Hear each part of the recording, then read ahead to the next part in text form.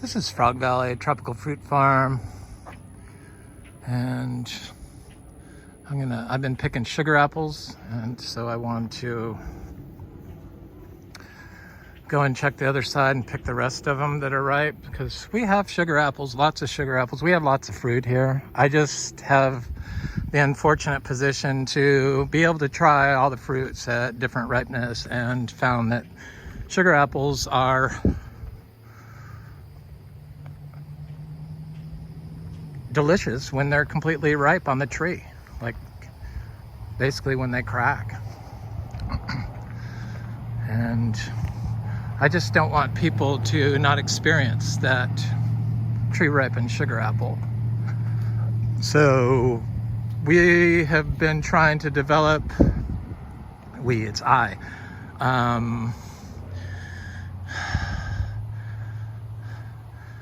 bigger sugar apples, because I have had 3-pound sugar apples from here one time, I think, and it was incredible, a tree ripened one. And most sugar apples come below 1 pound, and I only like the this is tree ripened sugar apple. It is so good. It's like really, really good.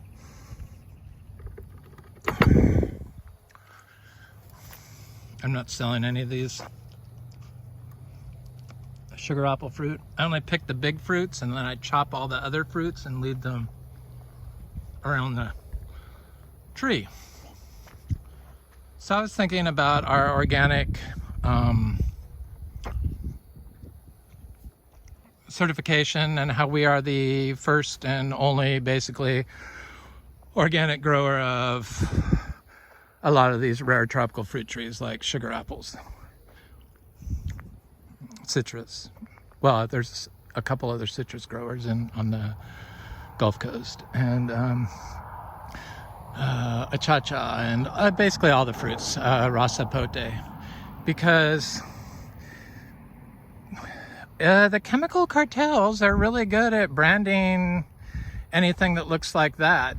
Chemical cartels of Florida as a quack. In 5 years that I've been here, 6 years almost, I only had one person talk to me about the organic farm. One other person that's interested in organic certification. The entire 6 years I've been here. And what they wanted to know was why I abandoned the farm.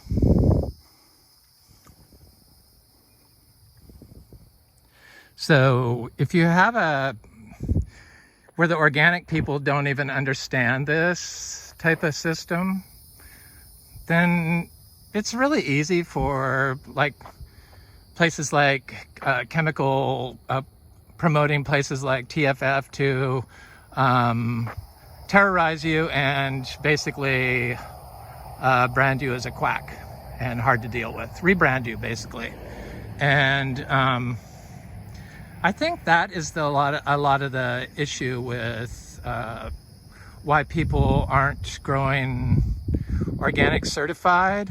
And I've had people ask me in the grocery store if I thought that the organic produce really made a difference. It's like, it's bizarre here a little bit for me.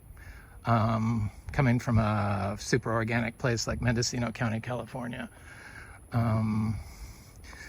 So I struggled with that and really couldn't appreciate Florida until I got locked down here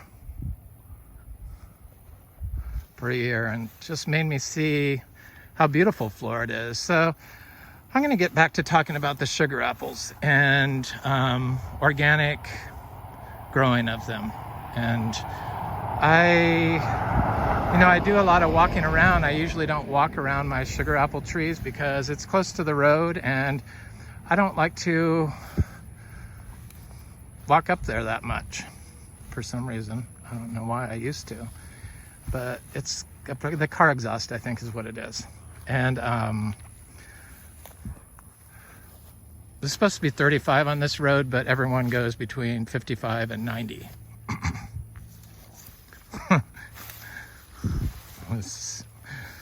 Anyway, oh well. So the sugar apples, they come in such small sizes, and the 1 pound fruit is, or 1 pound or more is the only fruit that I liked and ripened on the tree. So I'm like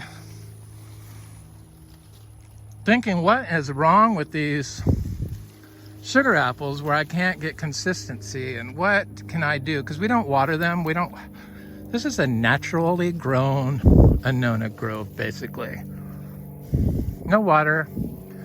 We got llamas and sugar apples and atemoyas and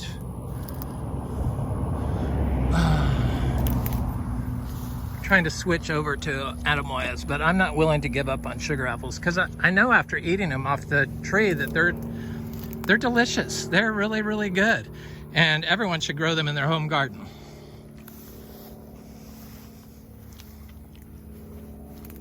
So a lot of times the stuff that's like so obvious is you can never see.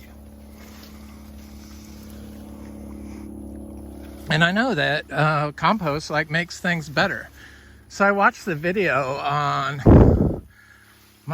watch my videos, and it kind of inspired me to think about things. So it's a good thing that I do them just for myself, so push myself, because I don't see everything until I rewatch it, and then like the next day it's like, dude, you need to put the vegetable garden all along here, like give each tree a load of bedding,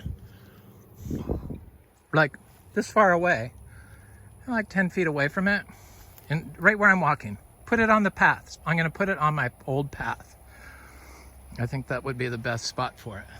And I'm just going to do the whole row, like one for every tree.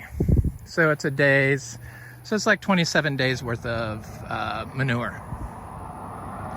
And I was like thinking, the reason why is because practice what you preach. Build your fungally dominant soil. It's like, it needs some more manure here, because manure is full of grass-fed cow manure. Biodynamic cow manure is full of fungi that will inoculate this place. And I thought about it more, and I thought, and it should make the fruit weigh more, even though the fruit aren't bigger, because they'll be more dense from the fungi in the cow manure. Because that's what cow manure does. It's fungally dominant. And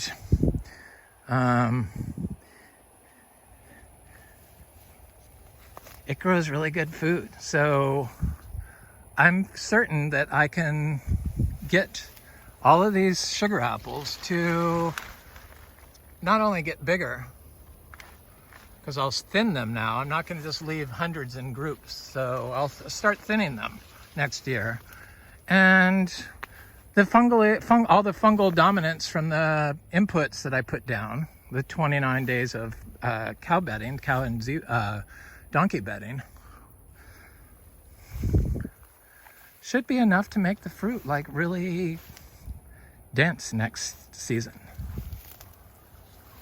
And then I'm making those horns, so then I'm gonna also put I put one horn on this end, or on the far end, and then one horn on the other end. Both areas are doing better than the rest in between. And so I'm gonna plant a few horns after they're ready in the spring when I dig them up.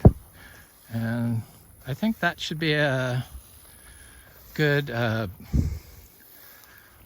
boost to the system, and probably what those sugar apples need. I'm fairly certain of it. Anyway, I just wanted to talk about organically growing, naturally growing in Florida, the challenges, and how to make your fruit weigh more and become more nutrient dense. And hopefully next spring I'll show everyone the difference. when they start flowering and fruiting. Anyway, it's Frog Valley Tropical Fruit Farm. That's the sugar apple. Have a good day.